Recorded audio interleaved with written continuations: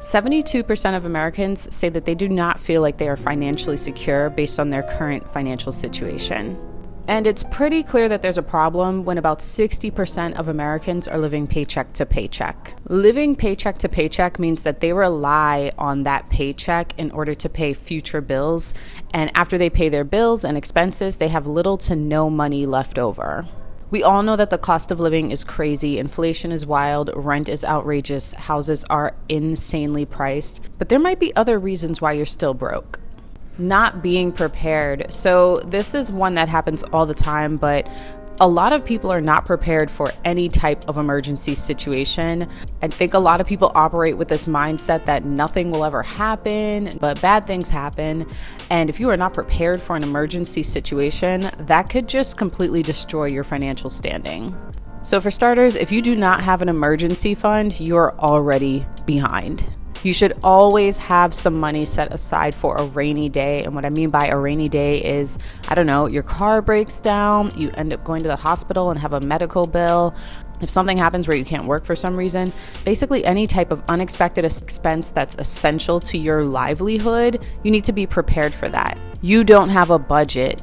Denial, my friends, is not just a river in Egypt. Listen, if you do not have a budget, how can you even be aware of what your financial shortcomings are? I understand that it can be really discouraging to look at your complete financial picture because maybe it's embarrassing or you don't know how to address it.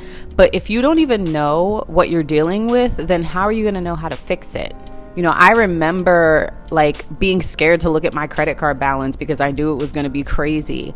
But until you address the reality of your financial situation, you can't really help yourself. You do not have discipline.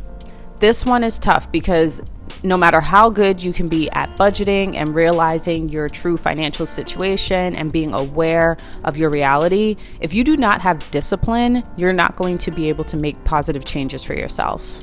Once you have your budget, you need to stick to it. So for me, what I like to do is create a budget that gives me some flexibility. I like to keep it realistic and honest, but I also give myself a little bit of latitude so I'm not leaving myself with, $2 at the end of the month and expecting everything to work out according to plan. You have to give yourself a little bit of flexibility so that you don't feel like if something goes wrong or something unexpected happens that you won't be able to cover that. Budgets are great, but if you don't stick to the budget, then it doesn't even matter. You're not paying yourself first. So in addition to an emergency fund, you should also be paying yourself first. If you can't afford to do this, this is okay. Maybe this is more aspirational for you and at some point you'll want to pay yourself, but whatever that looks like for you, you should make sure that you are paying yourself first. For me, I make sure that I'm contributing to my 401k plan, which is a retirement plan. That's what paying myself first looks like, making sure that I'm setting some money aside to help with my future and my family's future, and just making sure that we're good. You're probably using your credit cards all wrong. Credit cards are a gift and a curse, in my opinion. They are super helpful in building credit and getting perks that you might otherwise not be getting. But the downside of credit cards is that if you are using them wrong, you can end up paying a lot of money in interest. So for me, I'll only buy something on a credit card if I know that I can pay it off before the next billing cycle. So every month I'm paying off my credit card in full. They probably hate me. I'm probably the worst kind of credit card user because I don't pay them any interest. But that is the point. I get all the benefits of the credit card, but I don't pay any of the interest. If you've ever carried over a balance to your next statement on a credit card, you know that credit card interest is just astronomical. The average interest rate on a credit card is 22%.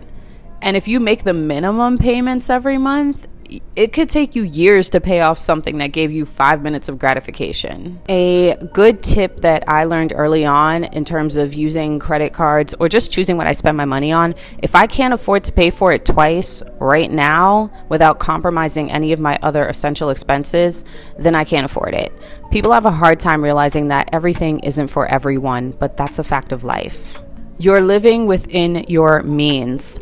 I did not say that wrong. Living within your means basically means every month, okay, I paid off my bills, I did this, I did that, I have a little bit of money left over, and now I'm gonna go buy some sneakers or I'm gonna go get my nails done or something. That's living within your means, and that will keep you broke. We lived way below our means until we were in a position where we were financially stable and secure. The difficult thing about living below your means is that it takes sacrifice. It is delaying your gratification. It's not buying new things. It's waiting. It's being responsible. It's being frugal. It's eliminating a lot of things that people would typically pay money for if they have a little bit of disposable income left over. It's really scaling back your lifestyle in recognition that at some point, this sacrifice that you're making up front will pay off in the future. You can still have fun when you're living below your means. So think about like workouts. Like maybe you don't need to pay for a Peloton membership. Perhaps you can just look up a YouTube workout. There are so many free tutorials online. You don't even need to buy equipment to work out these days. Spending on non-essentials should be just that, non-essential, unless you are financially secure and stable. Now, for those of you who are thinking, hey, I'm only spending on essentials and I'm still broke. Well, this next tip is for you. You are not making enough money. Plain and simple. Working harder does not mean that you will earn more income. And I know that this part is challenging, but you need to figure out a way to make more money. The typical raise in the US on an annual basis is 3%, which when you adjust that for inflation, it's like flat. Now, if you were to switch jobs, the typical raise is between 5 and 10%. So there's a lot to be said about loyalty. I get it. It's great and wanting to have some stability in your career. But the easiest way to make more money is to move to a different place. Now, you need to be strategic about this, and maybe I'll do another video about how that works, but figure out what additional training you can get out of the company that you work for now. Like, can you get a certification? Can you advance your education? What will they pay for?